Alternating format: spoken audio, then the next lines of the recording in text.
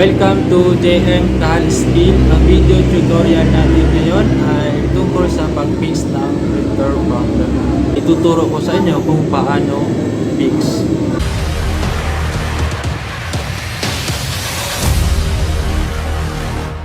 Ito ang printer na hindi mag-on.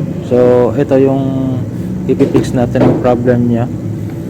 So, ang una natin gagawin ay i-turn on muna natin, i-connect natin sa outlet para ma-prove natin na hindi talaga siya mag-on.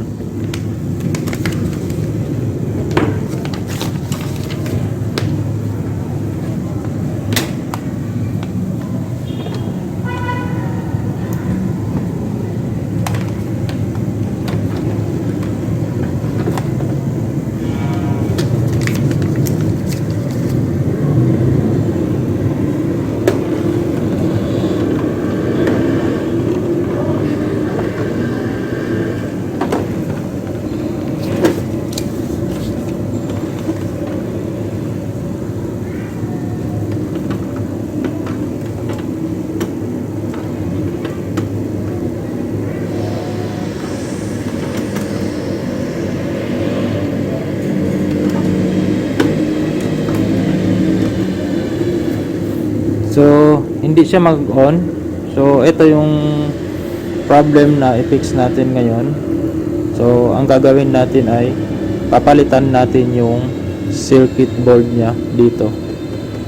So, meron naman tayong pangpalit. Meron tayong sirang printer dito. Ang problem ng printer nito ay nasira yung print head niya. So, ito. So, kukunin natin yung circuit board niya.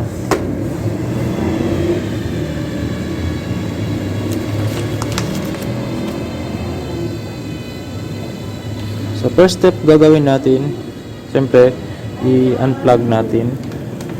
Tanggalin natin yung power cord.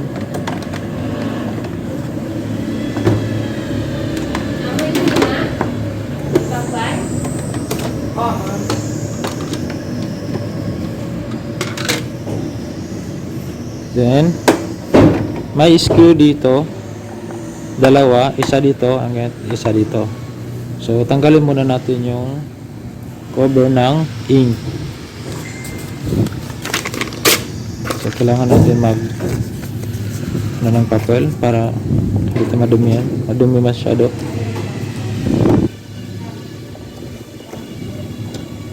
Okay. So dito natanggal na yung screen niya. So ang gagawin natin, tanggalin natin yung cover ng ink. Ito. So pagtanggal, i-push siya sa loob, then i-pull. So push, then pull up. Dumi.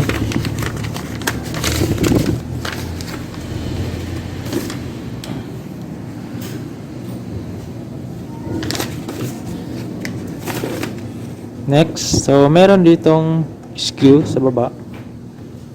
Ito. Merong isang screw dito and meron din dito sa left or kaliwa.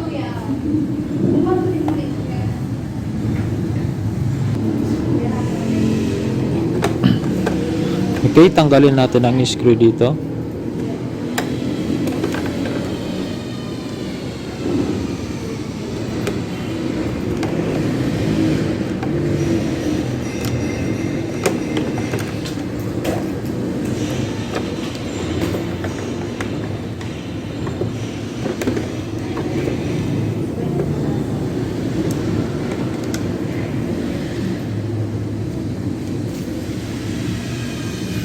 So natanggal na natin ang dalawang screw dito. So madumi masyado. So alisin muna natin ito.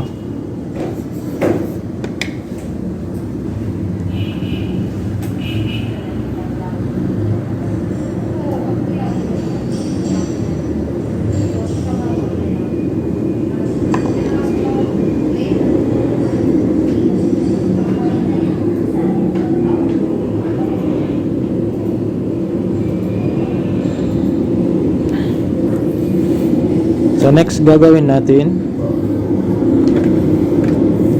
tanggalin natin yung screw dito sa taas. Merong dalawang screw, isa dito and isa doon. So isa dito and dito. So tanggalin natin ito.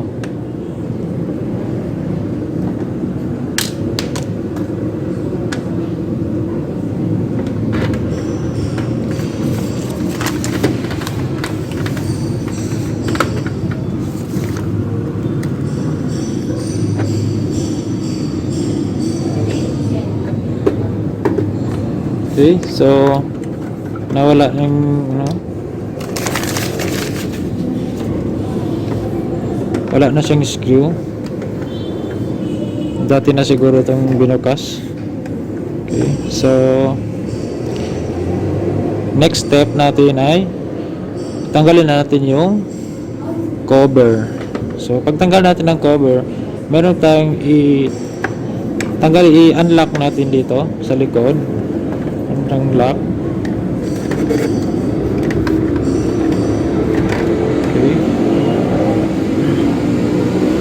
So merong lock dito and doon dito.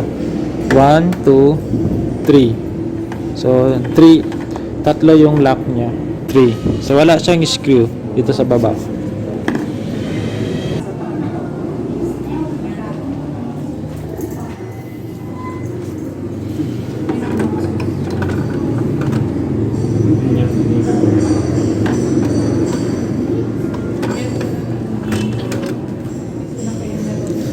So, ang situation ng printer na ito na full na yung ink disposal niya, ink disposal bin. So, kailangan tanggalin natin ito para hindi magkalat yung ink dito sa katawan ng printer. So, tanggalin muna natin to.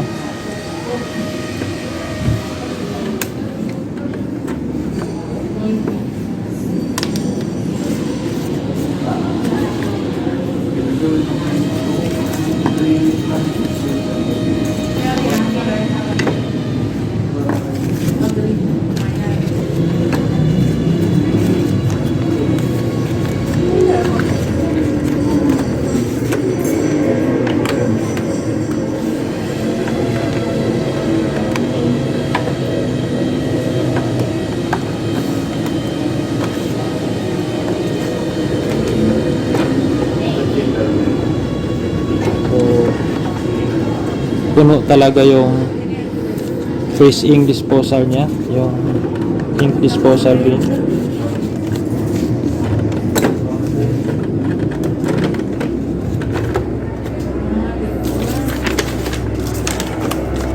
So punong-puno na siya.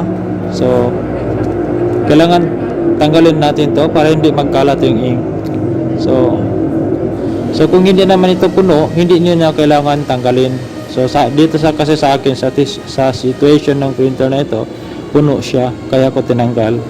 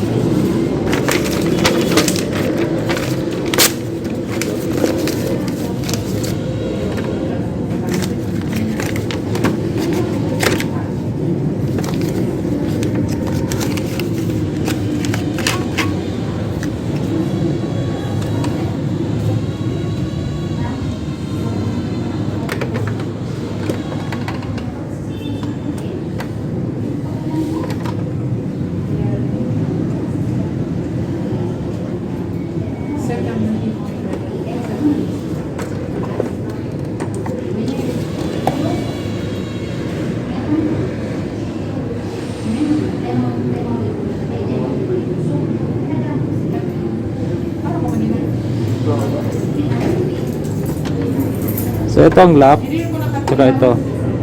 And ito. Tatlo siya. So i-push lang, push sa baba, then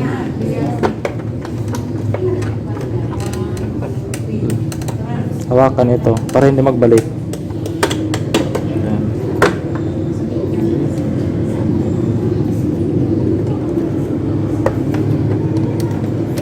Then ito naman. Ayan.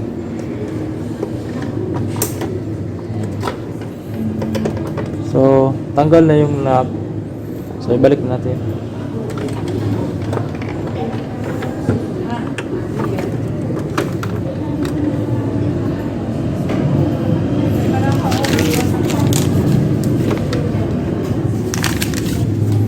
So, pilain lang pataas ng hinahinay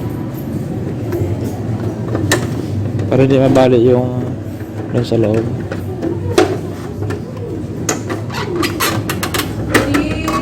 Okay na sila. Kasama mo sa phone.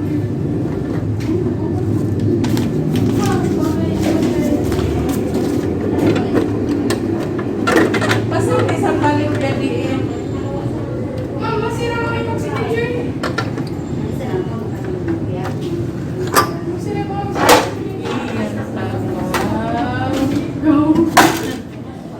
ay, tadi ko magkakos mo ka. Kung saan na isa po, wala mo ko again. Wala mo again.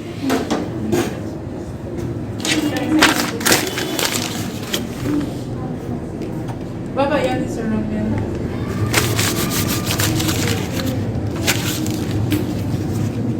Yes.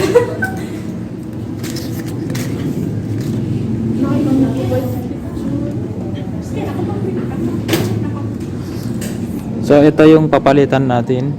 Ito ang circuit board niya. Eh, kapukuan sa yan.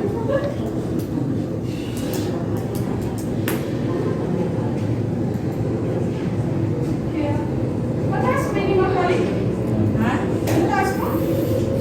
Ginarap din na. Ito ang tatanggalin natin. So Si principal mo. kukunin natin yung circuit board ng itong ibang printer na sira siya. Sira yung pin head niya. Nasa ka lang.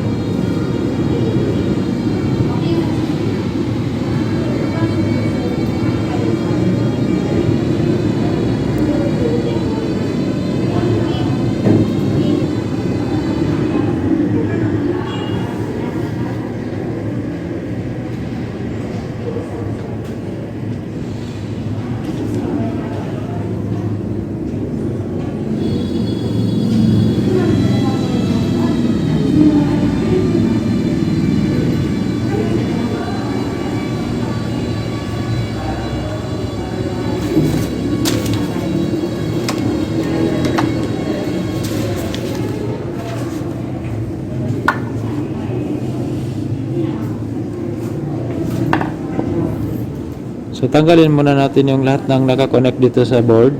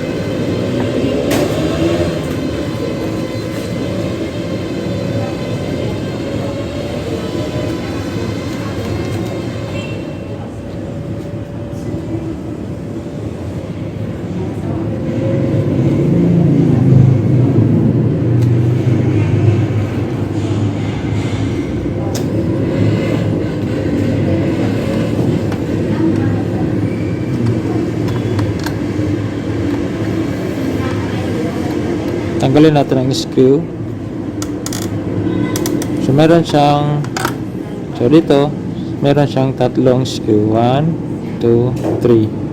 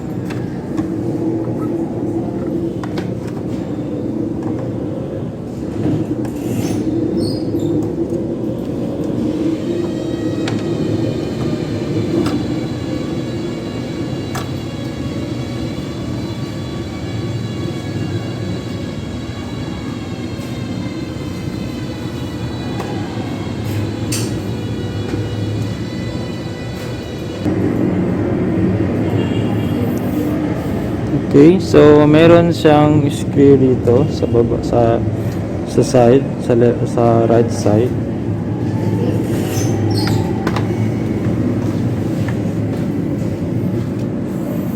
So dito kailangan tanggalin natin to.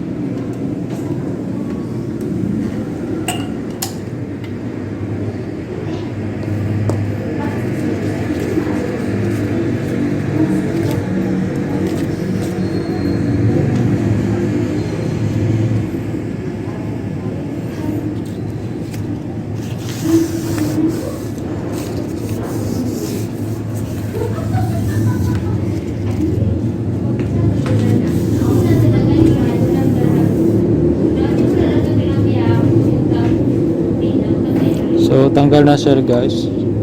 So simple. So ito yung circuit board ng Epson L120 printer.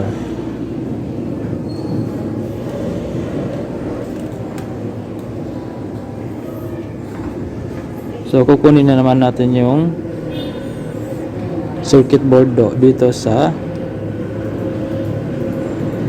sirang printer. So kukunin lang natin yung circuit board nya. So ilagay natin dito.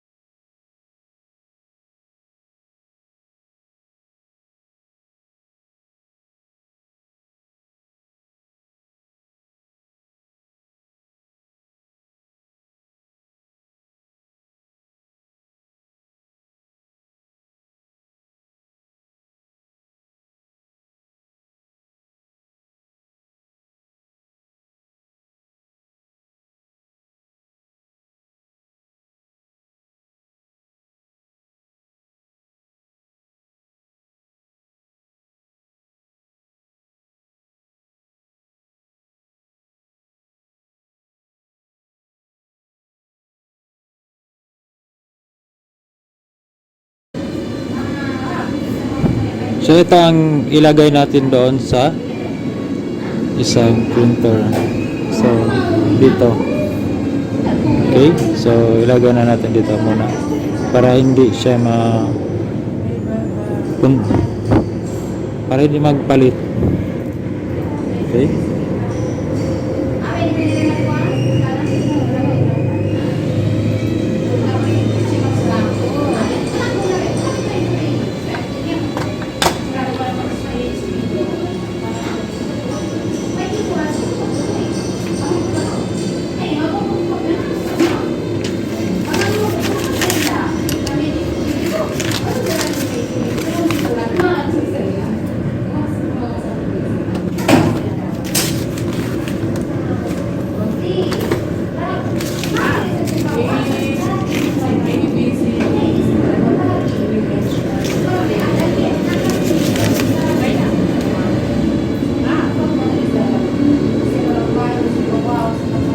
Kailangan binihabang ganyan.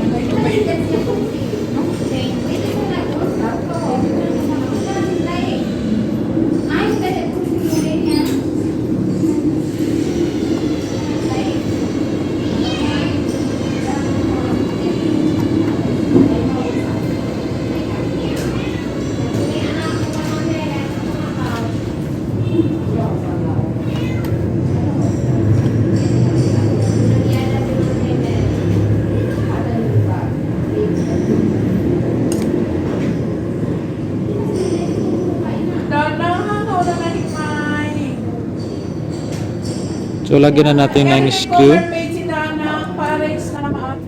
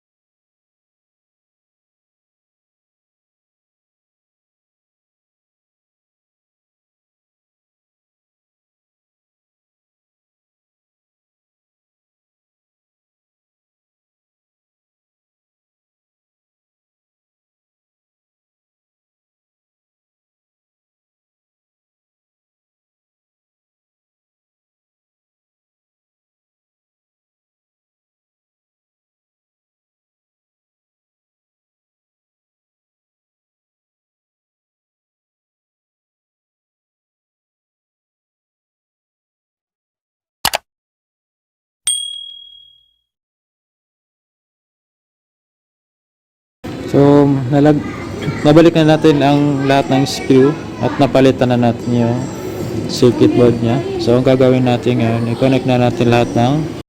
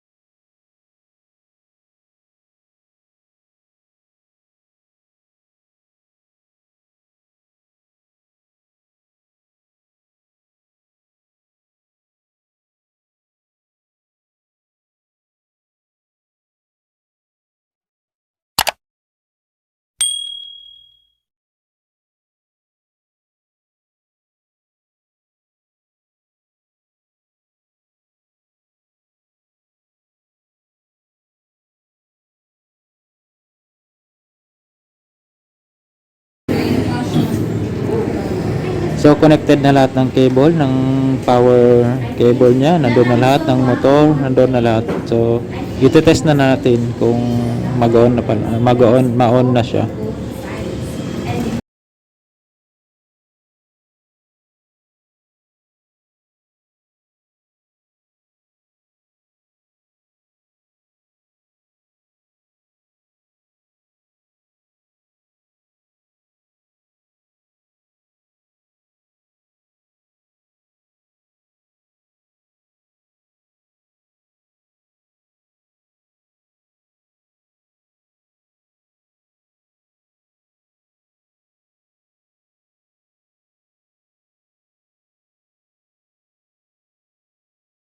Ibalik muna natin yung waste ink pad disposal niya dito.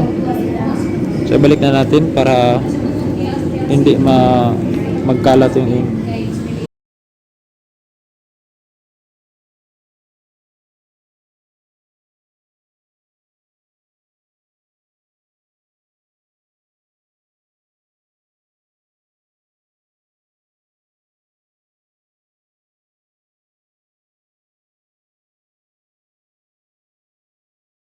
Sobrang puno yung waste ink pad disposal niya. Palitan na lang natin ng bago yung laman niya.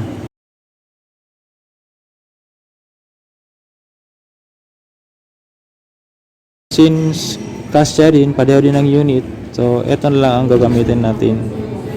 Yung sa kabilang printer, kinuha na lang natin para mabilis yung trabaho natin.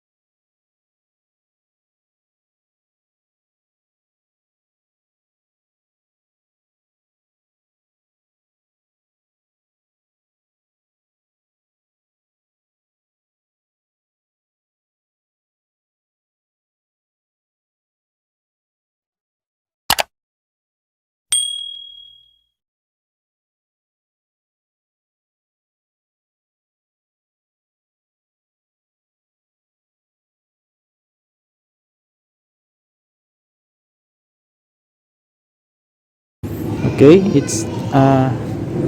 itetest na natin.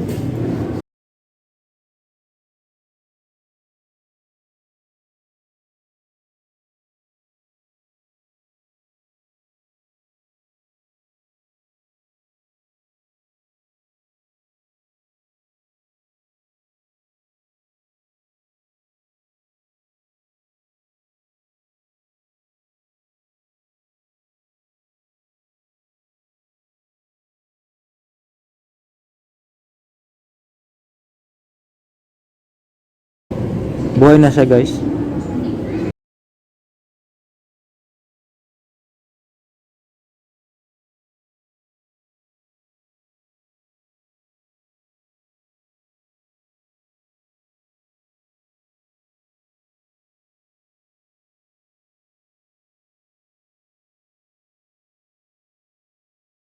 Kung magka-problema ang printer nyo na ganito ang unit, Epson L120, ganito ang problema. So, gaya ng problema ng printer na nasa video natin, so ang ginawa ko ay pinalitan ko lang yung circuit board nya.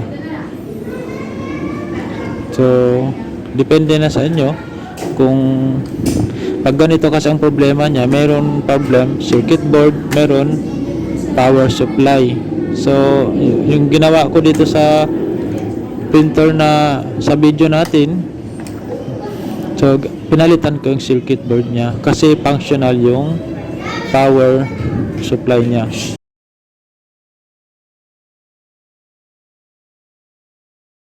So, kung nagustuhan niyo ang video natin, huwag niyo kalimutan pindutin ang like button and share. At kung bago pa kayo sa channel na ito, huwag niyo kalimutan pindutin ang subscribe button and bell notification button para ma-update ka sa lahat ng latest nating video.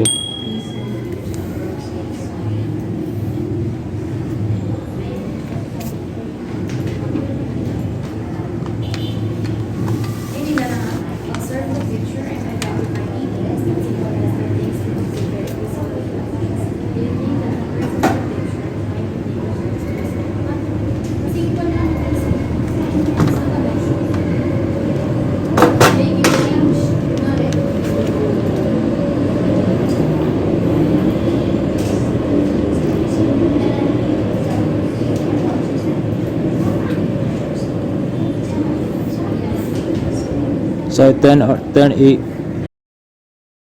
i-turn off muna natin. Lagyan na natin yung cover.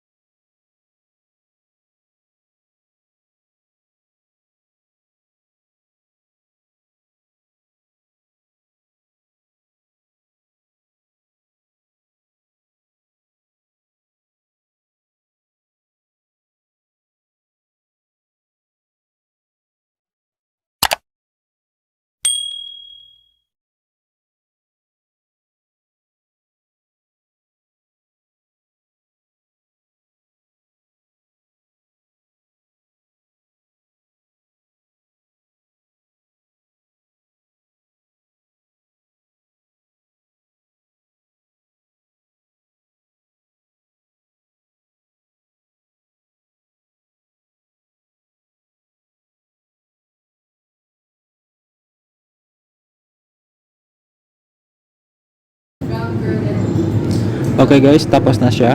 So, kita-kits na lang tayo sa susunod nating video.